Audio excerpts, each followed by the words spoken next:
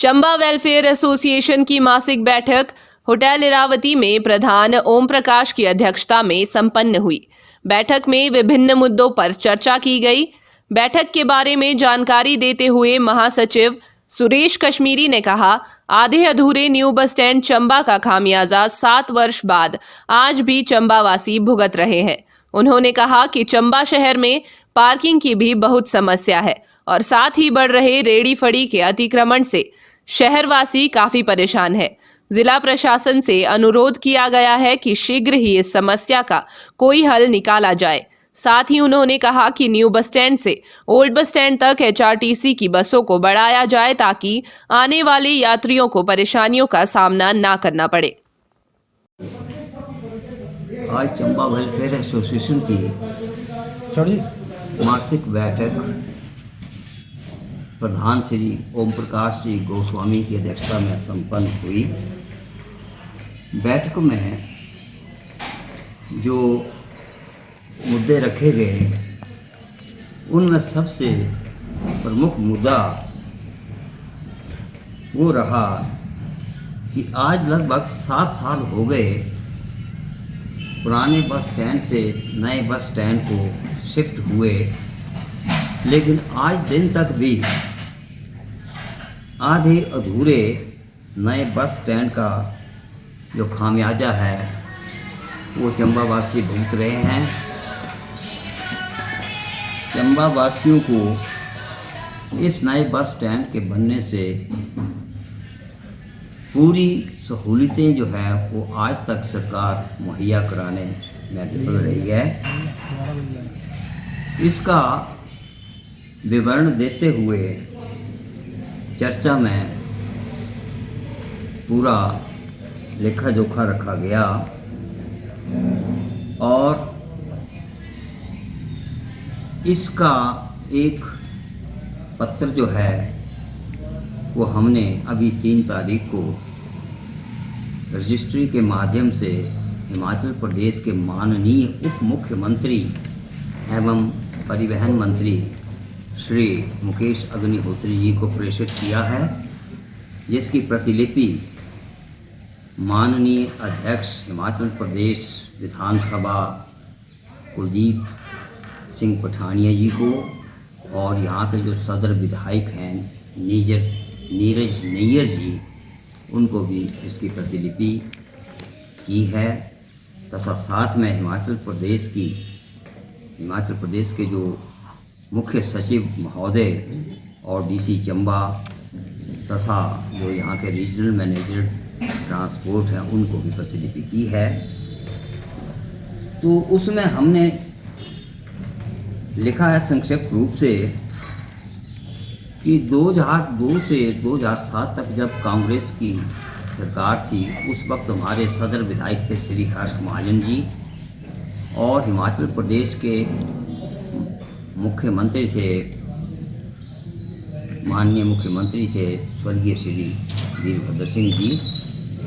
तो समय की ज़रूरत को समझते हुए हमारे सदर विधायक ने चंबा के लिए एक बहुत विशाल हर किस्म की सुविधाओं से युक्त नया बस स्टैंड बनाने का विचार जो है वो सरकार के समक्ष रखा और उसके बाद सभी सामाजिक संगठनों एवं प्रशासन से सलाह मशवरे के उपरांत चंबा से मात्र 500 मीटर दूर जो भरमौर जीरो चौक है वहाँ की जगह को उपयुक्त माना और शिमला से हिमुडा की जो चीफ रारूपा कार थी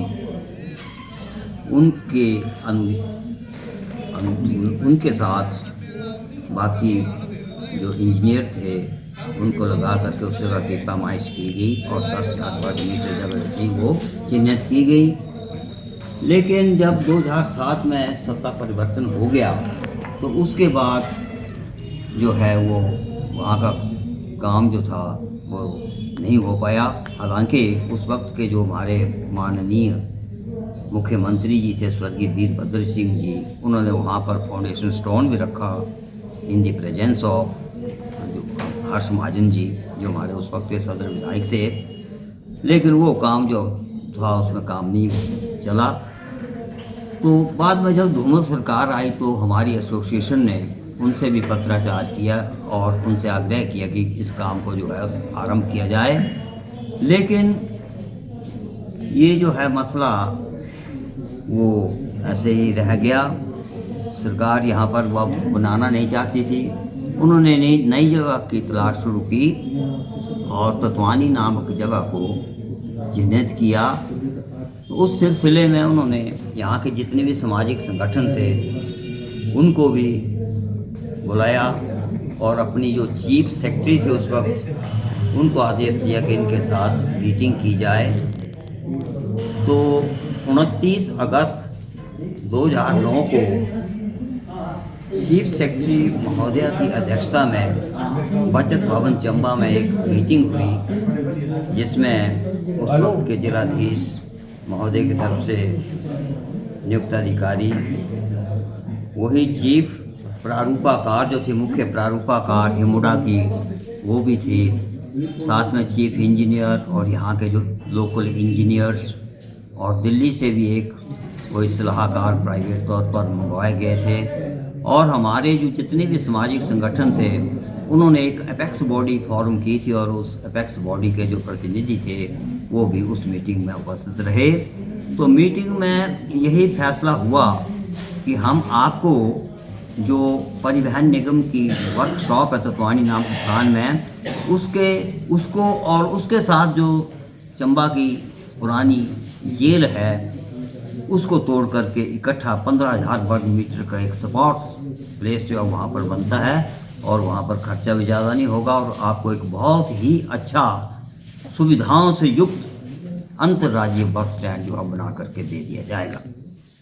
और जहाँ तक नए बस स्टैंड से पुराने बस स्टैंड तक आने जाने के लिए उन्होंने ये किया कि एक शटल बस जो है वो लगातार चलती रहेगी तथा जो लोग कसाकड़ा के रास्ते से जल्दी चंबा पहुंचने के लिए क्योंकि शॉर्ट पड़ता है तो वहाँ से आना चाहते हैं तो उनके लिए लिफ्ट या एस्केलेटर का प्रावधान जो है सरकार करके देगी। तो वो उस संबंध में हमारे यहाँ के जिला प्रशासकों को आदेश भी कर दिए गए। तो ये तो रही कहानी उस वक्त की। लेकिन अब 7 साल बीत जाने के बाद भी ना तो यहाँ पर कोई लिफ्ट लगी है ना एस्केलेटर लगा है और जो एकमात्र शटल बस सर्विस चलती है वो बड़ी ही अपर्याप्त है और उनकी मनमर्जी पर निर्भर करती है। कई बार आती है, कई बार आती नहीं है। पीछे तो उन्होंने सेकंड टाइम वैसे ही। और फिक्र हमेशा मेरे साथ रहता है। भूषण ज्वेलर्स, अनमोल रिश्तों के लिए। यार ऋतु, आज शॉपिंग करते हैं, पर कहाँ से करेंगे? मुकेश ट्रेडिंग कॉर्पोरेशन में वैरायटी इतनी कि तुम्हारा दिल झूम उठेगा। लेकिन ये कहाँ पर है? ये है मेन बाजार कुनिहार में, सब एक ही छत के नीचे। अब इधर उधर क्यों जाना जब अपने शहर में सब कुछ मिल रहा है, वो भी बढ़िया और अपने बजट में। तो चलते हैं शॉपिंग करने मुकेश ट्रेडिंग कॉर्पोरेशन में। तो सुना आपने, आज ही आइए अपने शोरूम में। मुकेश ट्रेडिंग कॉर्पोरेशन में सस्ती खरीदारी करके लाभ उठाएं। एक बार सेवा का मौका दें।